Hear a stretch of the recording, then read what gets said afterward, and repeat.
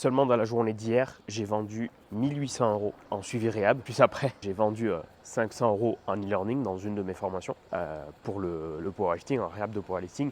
Et tout ça, ces ventes-là, je les ai fait déjà sans réellement vendre. À aucun moment, je n'ai vendu à personne.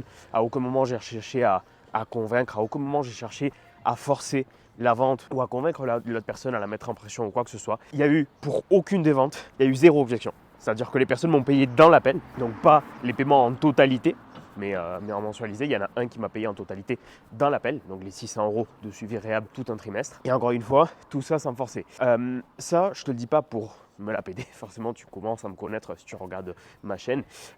Mais dans cette vidéo, je vais t'expliquer comment j'en suis arrivé à ça, alors que là, ça fait un mois que je poste à peine sur mon compte de powerlifting et que malgré ça, j'arrive à faire des ventes. Tout ça, c'est pas pour te dire de ne pas poster du contenu, mais de t'expliquer le chemin, le parcours, les choses que j'ai mis en place qui, selon moi, m'ont permis d'en arriver là. Déjà, vendre 1800 € comme ça de suivi réhab plus 500, donc ça fait 2300 € près. En une journée, c'est incroyable.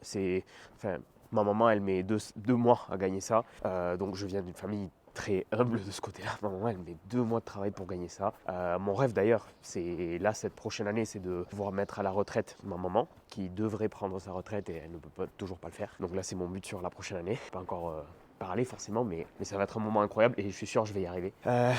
Donc ouais, maman, elle met plusieurs mois à gagner ça, 2 mois. Quand j'étais en cabinet, je mettais plusieurs semaines du coup à générer ça, ou plusieurs jours, je sais plus, plusieurs semaines à générer ça en chiffre d'affaires, je veux dire. Après il y avait la rétro, il y avait forcément les charges. Et quand je me suis lancé en suivi réhab à distance, je pense que 2300 € c'est le cumul de, je sais pas, de mes premiers 7-8 mois de travail quoi. Donc en fait arriver à vendre ça en une journée très facilement. C'est facile parce que j'ai mis le travail auparavant, mais sans aucune objection, sans devoir forcer, sans devoir convaincre, sans devoir faire quoi que ce soit. Je me dis que c'est quand même l'effet cumulé de tout le travail que j'ai fait auparavant. Et quel est ce travail et quelles sont les choses qui m'ont permis de pouvoir vendre comme ça? Déjà, la première chose, c'est actuellement être vu comme la référence dans mon marché, dans le marché de la réhab, dans le powerlifting. Clairement, il y a eu d'autres concurrents, il y a d'autres concurrents, mais je suis vu comme la référence pour le public auquel je suis, d'accord? Il y a d'autres personnes qui cherchent d'autres approches, d'autres méthodes, donc là c'est complètement différent. Mais pour les gens qui cherchent purement de la réhab, grâce aux exercices physiques, grâce à de la remise en charge progressive, grâce à l'adaptation de l'entraînement, je suis vu comme la référence en powerlifting, attention. Et ça, qu'est-ce que ça m'a permis de le faire, d'y arriver à ça? Déjà, la première chose, c'est d'avoir un bon produit, de délivrer les résultats. Maintenant, ça fait déjà, du coup, je vais arriver dans 5-6 clients, il me semble, aux 400 clients que j'ai aidés grâce au suivi réhab à distance. Donc, c'est quand même énorme. Et sur ces 400 clients, il y a un taux de réussite très, très haut. On parle de 70% environ des clients qui sont revenus à leur meilleur niveau en 3-4 mois. Et sur le 30% restant, il y a moins d'une dizaine de clients moins de 5, je pense même, oui, moins de 5, qui n'a pas eu d'avancée sur les 3 mois de réhab. Et que même moi, je ne suis pas arrivé aux 3 mois de réhab, j'ai coupé la réhab déjà avant avec eux.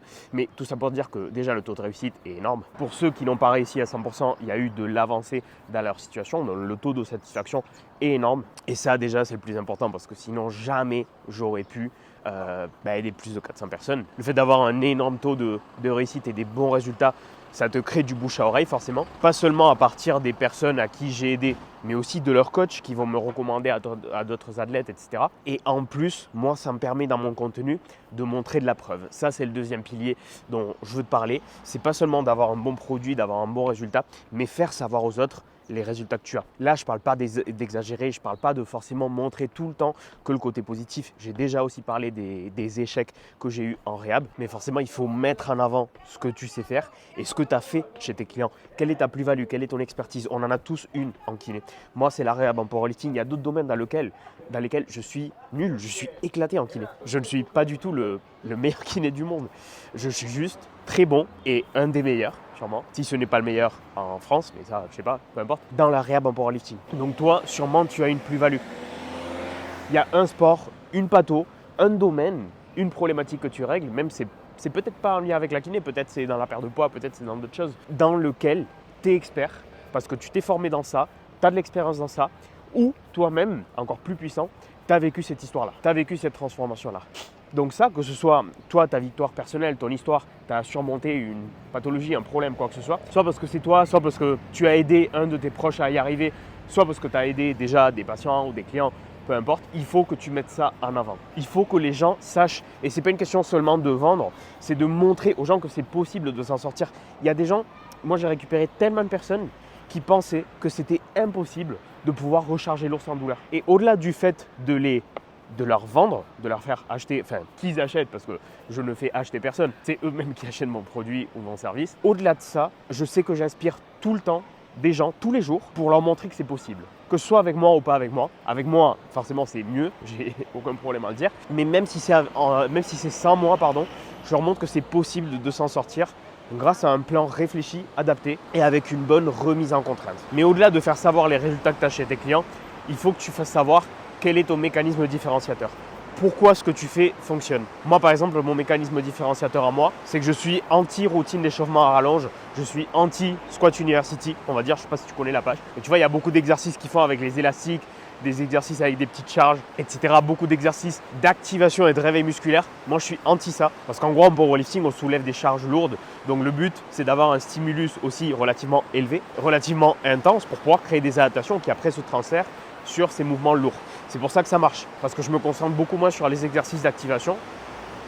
Je me concentre sur la modulation, sur le fait de mettre en sécurité l'autre personne, mais après c'est du renfort, c'est de la mobilité, c'est du choix de variation qui provoque moins de douleur, c'est des aspects techniques, c'est des modifications techniques, c'est voir tout simplement qu'est-ce qui peut mettre en sécurité la personne pour qu'elle n'ait pas mal et comment je peux la charger pour créer davantage de capacité. Ça c'est mon mécanisme différenciateur unique.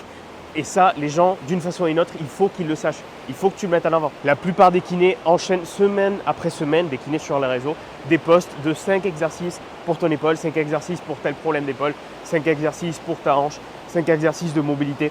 Et en fait, ça c'est bien pour attirer des gens sur ton compte. Mais déjà, il faut que tu le tournes un tout petit peu plus d'une façon spéciale, qui soit unique à toi, qui corresponde plus à un problème précis que tu règles, ou à une contrainte spécifique que peut avoir cette personne-là. On en parle de toute façon ça plus spécifiquement dans Elite Physio, dans mon accompagnement pour des kinés. Mais là en 2026, tu ne peux plus poster 5 exercices pour le dos parce qu'il y a 10 000 autres comptes qui le font sur les réseaux. Il n'y a rien qui te différencie d'eux. Et si semaine après semaine, tu ne fais que ça, tu es juste un parmi les autres. Et les gens, ils ne vont pas savoir qui choisir. Et quand ils ne savent pas qui choisir, ils vont choisir personne tout simplement. Moi, quand je faisais ça, déjà, je le faisais spécifique en powerlifting, mais même je n'étais pas assez précis dans ma communication. Et ce qui se passait, c'est que les gens arrivaient à un appel de vente et quand j'annonçais le prix, ils avaient de quoi comparer. Ils disaient ouais, mais la concurrence est moins chère. Après, ils partaient même pas chez la concurrence parce que c'était pas une question de prix, c'était une question de confiance. Ouais, mais je vais essayer un kiné. Ouais, mais je vais essayer autre chose. Et en fait, les gens te comparent parce que tu es comparable, c'est la réalité. Tu fais du contenu qui est comparable. Tu mets en avant des cas de réussite qui sont comparables. Tu mets pas en avant ton mécanisme unique, donc tu es 100% comparable au reste. En fait, qu'est-ce qui te différencie du reste? Tu n'es pas en train de le montrer, que ce soit via les résultats, via ton contenu, via ta façon de parler, via ta perspective, ton avis unique que tu donnes, via ta connexion personnelle, parce que tu ne montres pas qui tu es, qui est l'humain derrière ton compte. Tu penses que les gens, ils te suivent juste, ils vont t'acheter juste parce que tu montres des bons exercices, tu partages des bonnes connaissances. Et en fait, ce n'est pas du tout le cas. Les gens, ils vont t'acheter parce qu'ils connectent avec ton mécanisme unique, ils connectent avec qui tu es, avec ce que tu aimes. Moi, c'est par exemple le café de spécialité. Je parle beaucoup de ça. Enfin, beaucoup. Ça va, je mets ça en avant parce que j'aime bien ça. Et c'est un des loisirs ou des goûts que j'ai dans ma vie. Je mets en avant le sport, forcément. Je mets en avant des valeurs comme la famille et la liberté, qui sont pour moi très importantes, si ce n'est pas le plus important, avec Dieu forcément. Donc ça, il faut que tu le mettes en avant parce que les gens, ils vont t'acheter via une connexion aussi. Et il faut forcément que tu mettes en avant tes résultats clients et mettre en avant des éléments chez l'autre personne, chez tes clients, qui puissent connecter avec ton audience. C'est pas seulement qu'il avait mal au dos, mais moi par exemple, avant j'étais plus axé sur une niche compétitive en powerlifting. Je mettais en avant le fait de... Il ne s'est pas seulement débarrassé d'une douleur, il a pu refaire une compétition, il a eu tel résultat à la compétition, il a fait telle performance à la compétition. Ça, il fallait que je le mette en avant. Sur cette dernière année, j'ai tourné ma com beaucoup plus vers quelqu'un qui pratique la force, mais qui a un travail à côté, parce que c'est une niche avec laquelle je connecte le plus et qui peut aussi plus financer mes services. Mais surtout parce que je connecte plus avec eux. C'est des personnes qui peuvent avoir 25, 24, 26 ans. Donc on est beaucoup plus proche en âge. Moi, j'en ai 28, bientôt 29. J'ai un travail aussi. Je sais ce que c'est de devoir gérer entraînement de force et travail à côté. Donc je connecte beaucoup plus avec ces personnes-là qu'avec un mec de 20 ans qui... La force, c'est au centre de sa vie, il vit que pour la force, il n'a pas de travail, il est au chômage, il s'est mis au chômage pour faire de la force. Enfin, vous voyez un peu le profil, j'ai du mal à connecter avec ces personnes-là parce que je ne me reconnais pas dans leur vie ni dans leurs valeurs. Même si je n'ai pas de problème au fait qu'ils fassent ça, je trouve ça admirable aussi si c'est ce qu'ils veulent faire de leur vie. Mais je pense que vous comprenez pourquoi je ne connecte pas avec cette personne-là. Mais en fait, ça, il faut que je le mette en avant. Là, par exemple, j'ai eu beaucoup de clients qui correspondent parfaitement à mon avatar. Je sais qu'il faut que j'en parle, c'est un point qu'il faut que je touche. C'est comment on a fait pour continuer de s'entraîner en force, faire une réhab, sachant que cette personne-là, elle a des grosses responsabilités à côté de par son travail. Et là, une vie pro. Comment sa douleur affectait aussi sa vie pro, comment ça l'impactait. Parce que le sport, c'est pas le centre de sa vie, c'est une échappatoire, c'est un moment pour respirer, c'est un moment pour faire un effort plaisir, faire un effort physique, avoir un moment de plaisir dans la journée. Donc en fait, tout ça, il faut que je le mette en avant. Je ne peux pas juste parler qu'on a eu une réussite pour son épaule ou une réussite pour son dos ou quoi que ce soit. Il faut que je mette en avant ça. Parce que ça va connecter avec des gens dans mon audience qui ont aussi un travail à côté et un peu moins avec des gens qui font de la compétition forcément. Donc en fait, tu vois, c'est là où tu te rends compte que le secteur de la kiné, de la réhab, peu importe, kiné, même si tu ne fais pas forcément des prestations kiné, peut-être tu travailles dans un autre objectif, mais le secteur est tellement peu professionnalisé parce que les gens, ils poussent pas ça assez loin. Tout le monde est concentré sur combien de vues je fais, combien de likes je reçois, combien de nouveaux followers j'ai tous les mois. Maintenant, il y a des gens qui commencent à de plus en plus faire des CTA, des call to action, de la vente, mais du coup, ils basculent complètement de l'autre côté où on dirait leur vidéo, c'est un peu un ton, téléachat. Ils vont direct toucher des points de douleur de forme trop agressive, sans storytelling, sans connecter avec leur histoire, sans connecter avec l'histoire de leur audience. Et du coup, on bascule dans l'autre côté.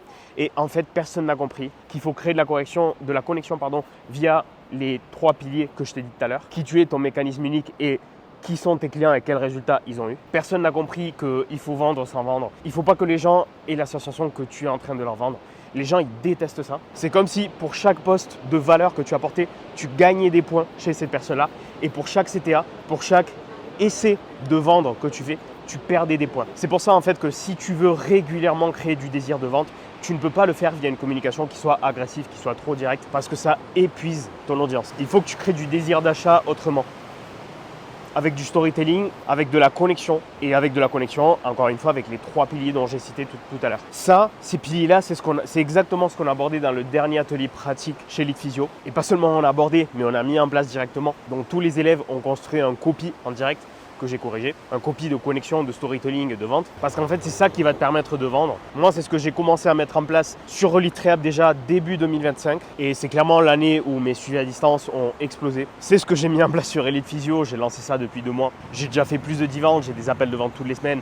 Donc, franchement, par rapport à la taille du compte et le temps depuis lequel j'ai lancé ça, c'est incroyable. Et c'est clairement une des choses, si ce n'est pas la chose, qui m'a permis d'en arriver là, de vendre des suivis réhab, des trimestres de réhab à 600 €, sans aucune objection, sans devoir, encore une fois, lors de l'appel de vente, réellement vendre, mais juste échanger avec l'autre personne et que ma seule priorité soit de m'assurer de comprendre sa situation pour savoir si je peux l'aider ou pas. Et ensuite, une fois que je me suis assuré à 100% de pouvoir l'aider, lui proposer de rejoindre mon accompagnement. Pour moi, il y a 2 ans, vendre comme ça des trimestres de réhab à 600 €, c'était impossible. Je ne voyais pas comment on pourrait arriver à faire ça. Et là, je suis même en train de réfléchir, voir si je monte pas mes tarifs, tellement ça me bien. Et hier, alors que ça fait 1 mois que je ne poste pas, j'en ai vendu 3 sans aucune objection, avec des paiements dans l'appel. Enfin, vraiment, c'est fou ce que ça peut faire de juste toucher les bons leviers sur le contenu, de pas seulement poster plus et de travailler plus, mais de travailler de façon plus intelligente, d'enlever certaines barrières mentales que j'avais avant et qui me freinaient pour vendre, de trouver les axes de communication qui connectent avec mon audience et qui me correspondent à moi aussi, parce que ça aussi, ça se sent si ça connecte avec toi ou si c'est quelque chose de forcé. Et ça, c'est exactement du coup ce que j'implémente chez mes élèves de Elite Physio. Je suis très très content parce que là, ce début de semaine, la plupart d'entre eux ont fait des ventes, même ceux qui ont commencé là récemment, ceux qui étaient en galère, qui avant mon accompagnement n'avaient pas de clients. Dylan qui a commencé sur le réseau il y a maintenant 1 an et demi et qui du coup a rejoint Elite Physio il y a 1 mois et demi. Il a fait hier sa première vente sur Insta alors qu'on a juste touché 2-3 leviers sur sa communication. Et c'est ce qui lui a permis de faire sa première vente. Edouard, dans ce début de semaine, il a vendu 3 places pour son accompagnement. Pierre a fait 2 ventes aussi. Donc franchement, c'est ce que j'ai vu hier sur sa story Insta. Donc franchement, c'est ça dont je suis le plus fier. C'est que j'arrive à donner, et je vais continuer d'améliorer encore plus, assez de clarté à mes élèves pour qu'ils puissent appliquer les concepts qu'on aborde et surtout qu'ils aient des résultats. Ça, c'est ma priorité numéro 1. Et ça l'a toujours été, que ce soit dans la réhab en powerlifting ou que ce soit maintenant dans Elite Physio, c'est les résultats de mes clients. Et ça, c'est ce qui m'a permis de me positionner en tant que leader du marché dans la réhab en powerlifting.